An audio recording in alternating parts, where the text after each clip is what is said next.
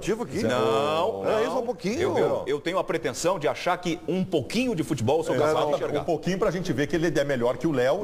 O Claudio Vinto não dá pra analisar porque ele não joga. Ele tem velocidade, ele faz boa marcação atrás. Combina na frente, chega. Ele tem o último lance. É isso aí. Aquele último lance que os laterais vigaristas não têm, ele tem.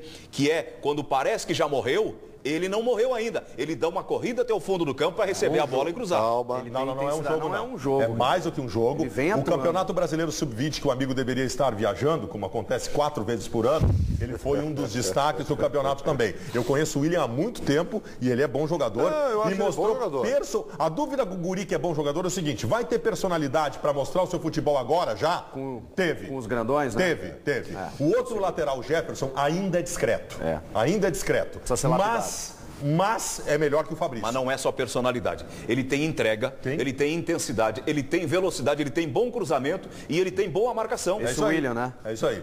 William Alberto Torres. Tá, e outra coisa, o Dourado não jogou bem ontem, mas ele é titular do Inter, tá? Não. Pela amostragem, pelo histórico. Gente, seria de uma injustiça a gente estabelecer alguma coisa definitiva sobre o Dourado por causa do jogo de ontem. Vem cá, cara, nós conhecemos o Dourado. O Dourado, para abrir meio campo, ele é o melhor jogador do Internacional. Ele só teve uma noite infeliz. O Jorge Henrique jogou bem ontem. Jogou bem, só que de novo. Mas ele teve altos e baixos, porque a bola do gol do Lisandro Lopes foi dele.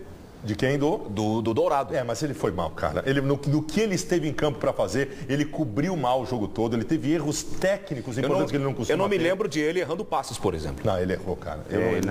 O Rodrigo teve abaixo. O erro dele foi de posicionamento. Posicionamento no primeiro gol ele estava mal posicionado também. E no segundo ele estava na marcação também. Ele chega atrasado para cobrir o lado onde o cara faz o gol de cabeça. Aí o Inter vai ter uma dificuldade.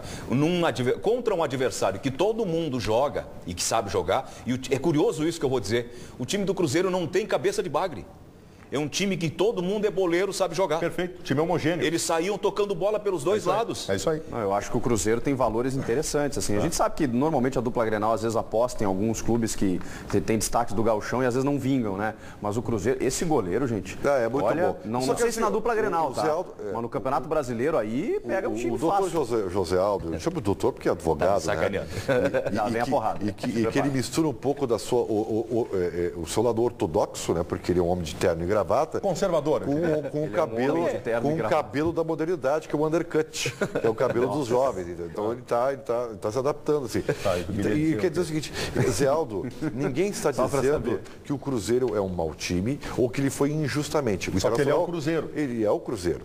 E o Internacional tem a obrigação mesmo de ser melhor que o Cruzeiro. Embora, eu sou o rei de dizer que o futebol está nivelado, mas o Internacional tem a obrigação de ganhar do Cruzeiro. Isso é importante sublinhar. E eu vou dizer ali, olhando para a câmera.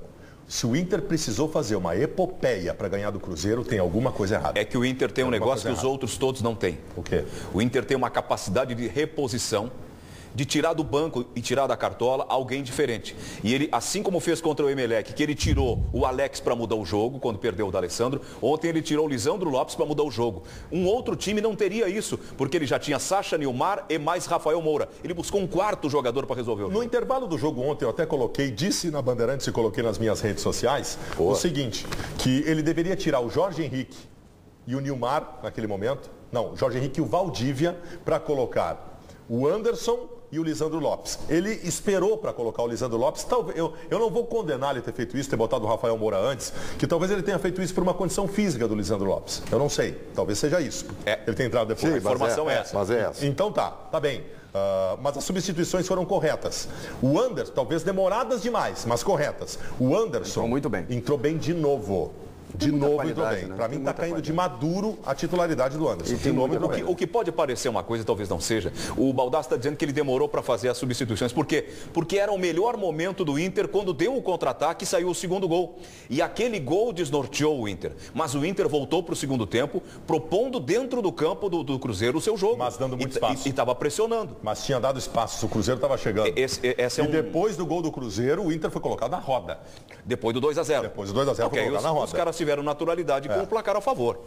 Na Central do Esporte, lá o João Batista tem a participação da galera. Fala, João. São muitas as participações. Chico Daniel está dizendo o seguinte: Lisandro Lopes mostrando o tempo que demoraria para se adaptar. Vem para ser ídolo. O Gabriel Todo jogo do Inter tem pênalti. Se errar, tem 2. Se reclamar, tem 3. Vamos, Inter. O Jefferson não está pronto para ser titular do Inter ainda. Concordam? Está perguntando o Vando de Cachoeirinha. E o Guel está falando o seguinte, está na regra que não é aplicada, esta regra não é aplicada por ninguém. Justamente no jogo de ontem resolveram aplicar arbitragem tendenciosa, isso sim. Bom, mas aí quando acerta, se aplica a regra, eu não posso condenar, né? Ah, mas nunca marcam. Bom, mas quando marcam... Deixa eu ver se eu entendi. Como erraram para os outros, tem que errar nesse também. Exatamente. Vamos começar a falar sobre isso. O Yarley, em cima do que falou o João, só uma frase, o Yarley defende a ideia, porque ele disse que jogou com ele assim, do Hernando na lateral esquerda. Ele disse que resolve o problema na lateral esquerda, que jogou na lateral esquerda do Goiás e que resolve o problema ali. Olha, se tu pode projetar o William, porque o Inter está jogando assim, um lateral segura e um vai. Isso. Daqui a pouco tu projeta o Hernando na esquerda, com o William na direita subindo e o Hernando segurando pela esquerda. Não é que o William ainda não está inscrito na Libertadores. Só nas oitavas, junto com o Lisandro Lopes. A gente vai começar a falar do destaque, né? Tão grande quanto o jogo foram os pênaltis marcados pelo árbitro Diego Real. Mas antes, eu quero reproduzir uma entrevista que foi concedida à Rádio Bandeirantes após o jogo do técnico do Cruzeiro, Luiz Antônio Zaluar, que fez duras críticas, claro, né, à arbitragem, e não poderia ser diferente, né? A equipe dele foi eliminada e com 2 pênaltis marcados contra a sua equipe. Ele reclamou demais. Vamos ouvir. Não cabe mais a gente ver o juiz ajudar o time grande contra o time pequeno. Isso não existe, velho. Eles têm que ser imparcial, eles são treinados para ser imparciais. Não precisa, cara. Eu duvido que ele desse os 2 pênaltis pro Cruzeiro. 2 pênaltis duvidosos, que foram carrinhos com a mão para trás, cara. Se a bola bateu a mão, não vi na televisão. Mas eu tô falando da diferença de critérios. O Inter só conseguiu ganhar o jogo quando bateu o segundo pênalti, teve a expulsão do meu zagueiro. Então isso já aconteceu da outra vez. Um pênalti e uma expulsão contra o Inter e expulsão do meu zagueiro de novo. Então essa diferença de critérios é que eu não consigo perceber pra que isso, cara. Vai contra o esporte, nós esportistas.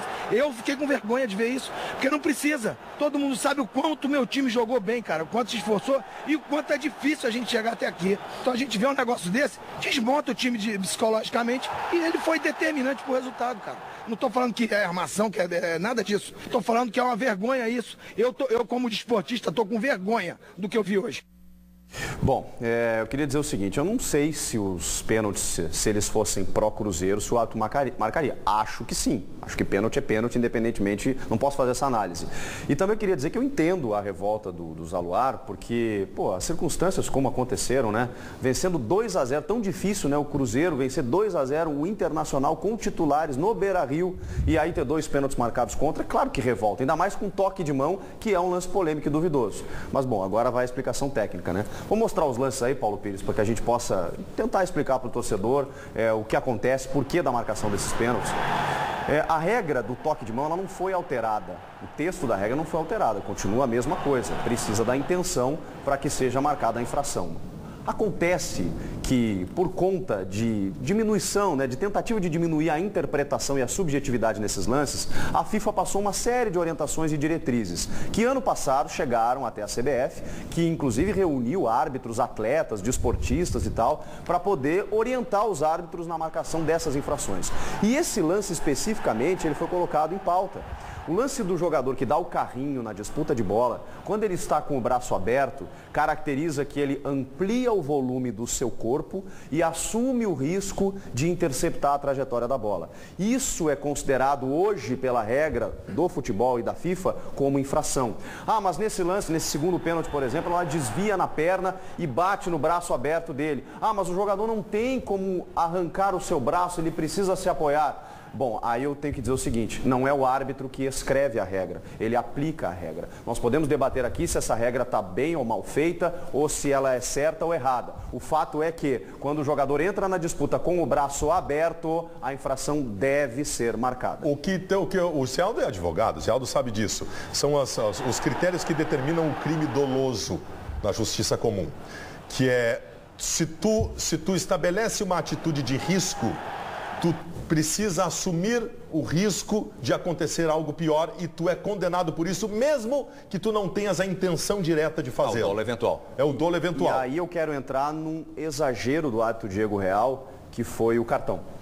Porque o cartão amarelo, nem todo pênalti e nem todo toque na mão, ele é passível de cartão. O cartão, ele caracteriza, embora interpretativo também, ele caracteriza a intenção, a conduta antidesportiva, o antijogo. O jogador, quando vai interceptar com intenção, ele faz a conduta antidesportiva. Posso fazer uma pergunta desse? Mas assim, ó, se ele está julgando e marcou o pênalti porque ele considerou que houve a intenção de ampliar... Não, aí tá. Só um pouquinho, deixa eu fazer a pergunta. De ampliar o seu universo, ampliar o seu espaço físico...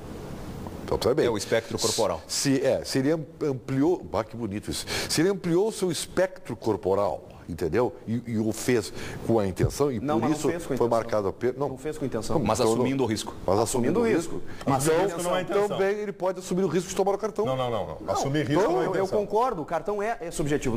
A meu ver, quando o jogador dá o carrinho com o braço aberto, nem sempre ele está intencionalmente fazendo isso. Ele assume o risco, mas ele não está fazendo isso intencionalmente. A infração deve ser marcada, mas o cartão é um excesso. Vocês vão me desculpar, mas nós só estamos discutindo isso com tanta veemência por causa da grenalização. Porque o Inter teve, 9 pênaltis na temporada. 11 em 20 jogos. Para mim, os 2 pênaltis foram de concurso. Claríssimos. Tem um outro aspecto, que é a passionalização da interpretação da regra. De maneira passional, o técnico pediu... ele não diz que é um descritério na regra, mas que é um descritério em aplicar contra o Cruzeiro. Porque ele subjetivamente considera que se fosse contra o Inter não seria aplicado. Aí ele está ignorando, e ele é do futebol e não é mais criança, convenções não escritas universais que dizem que contra o grande, às vezes, na dúvida, não se marca. E contra o pequeno, na dúvida, se marca. É o que é verdade, tá?